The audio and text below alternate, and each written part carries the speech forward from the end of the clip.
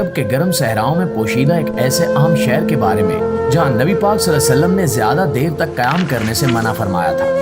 ایک ایسا شہر جو ماضی کے دریچوں سے جھانکتی ایک ایسی قوم کی تباہی کی لازوال داستان کے ان منٹ نقوش خود میں سموئے ہوئے ہیں، جسے رات کے اندھیرے میں زبردست عذاب الہی کا سامنا کرنا پڑا تھا۔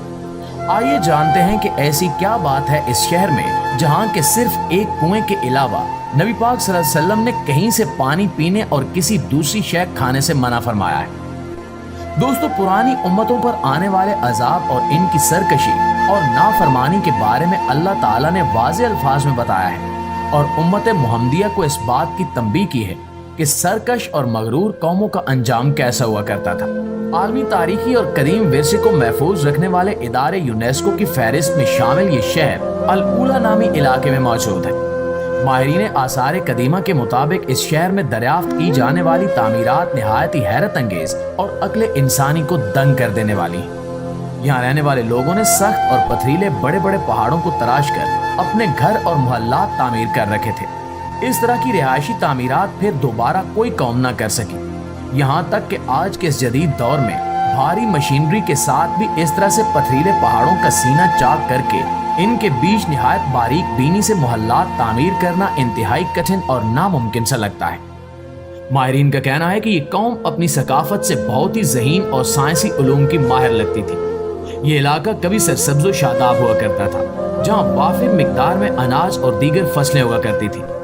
اس شہر کا نام الحجر ہے اور یہ سعودی عرب میں عالمی تاریخی ورثے کے طور پر بھی جانا جاتا ہے۔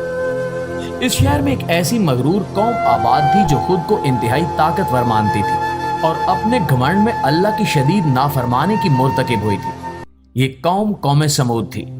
اس قوم کے لوگوں کی عمریں کافی لمبی ہوا کرتی تھی۔ ہیرے جواہرات اور دیگر قیمتی دھاتیں ان کے پاس موجود تھیں۔ بے پناہ دولت اور عیش و عشرت نے انہیں سخت غفلت میں ڈال دیا تھا۔ یہ اپنی قوم کے غریب اور لاچار لوگوں پر ظلم کے پہاڑ توڑتے تھے اور ان کا قتل بھی کر دیتے تھے۔ قوم سمود کے پاس سب کچھ موجود تھا، مگر اس کے باوجود ان کی ہرس ختم نہیں ہوئی تھی اور مزید دولت اور طاقت کے لیے یہ لوگ ایک دوسرے کا خون تک بہانے سے گریز نہیں کرتے تھے۔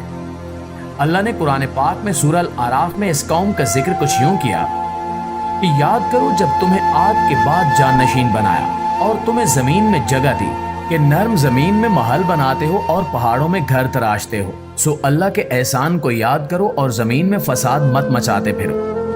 دوستو، غفلت اور گمراہی کے گھپ اندھیروں میں ڈوبی اس قوم کے لیے اللہ نے اپنے ایک برگزیدہ نبی حضرت صالح علیہ السلام کو ہدایت کا ذریعہ بنا کر بھیجا تاکہ یہ راہ ہدایت سے بھٹکے ہوئے لوگ اللہ کے فرمانبردار بن جائیں۔ مگر جب حضرت صالح علیہ السلام اللہ کے حکم کے مطابق اس قوم کے سامنے نبوت کا دعویٰ کرتے تو اس کے سرکردہ لوگ جو کہ اپنے آگے کسی کو کچھ بھی نہیں سمجھتے تھے، حضرت صالح علیہ السلام سے یہ کہنے لگے کہ اگر تم واقعی میں اللہ کی طرف سے بھیجے گئے نبی ہو تو ہمیں اپنی نبوت کا کوئی معجزہ دکھاؤ۔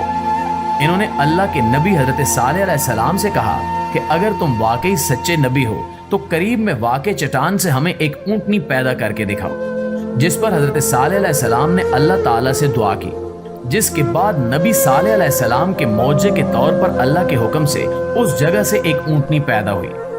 اللہ کی شان دیکھیں کہ اس اونٹنی نے ایک بچے کو بھی جنم دیا۔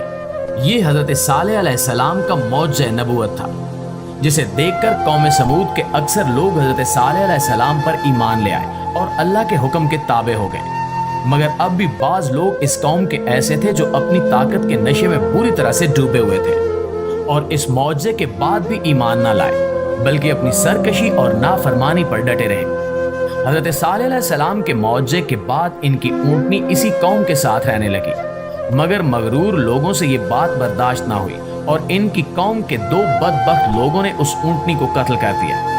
ان کی اس درجہ ہٹ دھرمی اور نافرمانی پر اللہ نے اپنی ناراضگی کا شدت سے اظہار کیا اور پھر ایک دن رات کے وقت جب سب غفلت کی نیند سو رہے تھے، ان پر ایک شدید زلزلے کی صورت میں عذاب نازل ہوا۔